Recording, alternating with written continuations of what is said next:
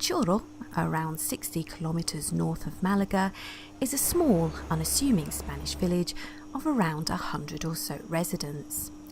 It sits amongst some of Andalusia's most beautiful limestone mountains, rivers and lakes, yet bathers and peace seekers will be disappointed on arrival at the village, for the seemingly inviting lake by the foot of El Chorro is in fact a hydroelectric dam. The village is plagued not just by eyesore pylons and power stations, but by a constant electric buzzing from the plant. Either the residents are stone deaf or have exceptional mental health care to not have gone raving mad by the unending hum, although one wonders whether these plates were initially broken out of the inability to bear the sound any longer.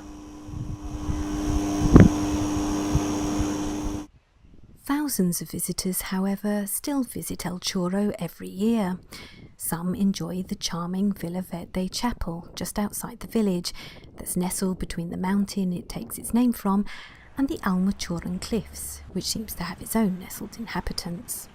There are also the great Bobastro ruins that have stood on the Villa Verde mountain for over 1,000 years.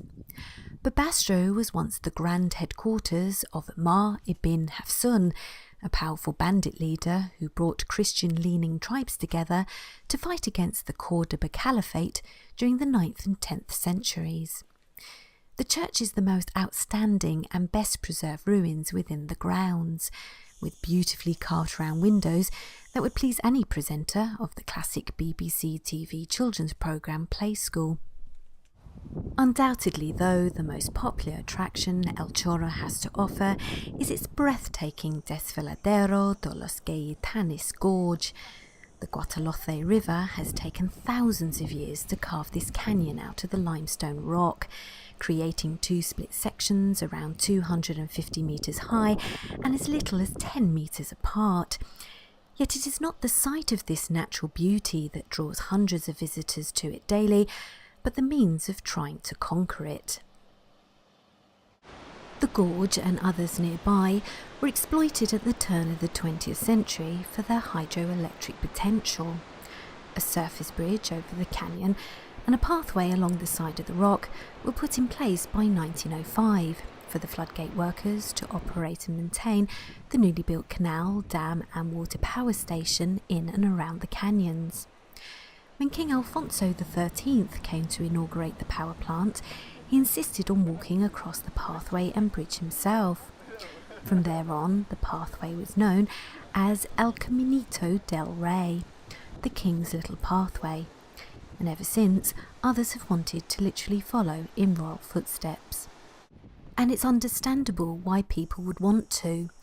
The 3-kilometre pathway through the very heart of the canyons and surrounding forestry is absolutely breathtaking, as long as acrophobia and vertigo are not an issue.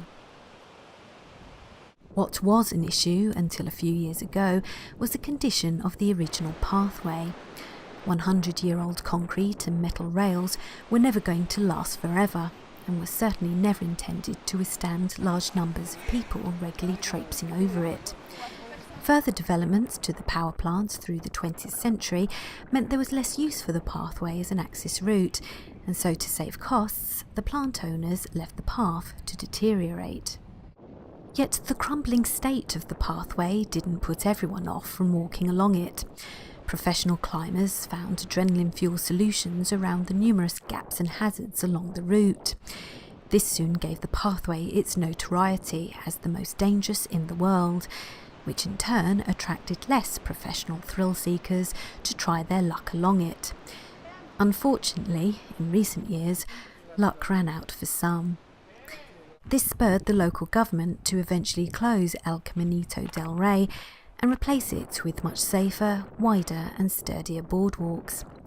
The new €9 million pathway that hovers just above what remains of its predecessor was opened in 2015 and has already attracted thousands of visitors who now enjoy close proximity to the canyons without fearing that their next step along the way could be their last.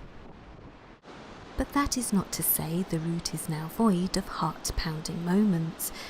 There is a new glass-bottomed viewing platform for those who dare to stand on it and even lean over it to clearly see the 100-metre drop beneath their feet.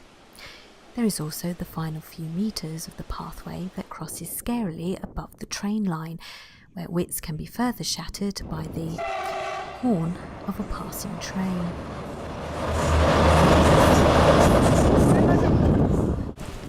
There is also the famous bridge, now the climax of the pathway, which is still in use today, albeit only by the hydroelectric plant.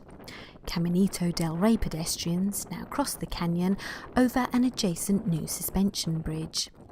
The apparent lightness of the bridge and the howling gales that often whip across it certainly left me thinking that I would have preferred to have taken my chances on the original bridge.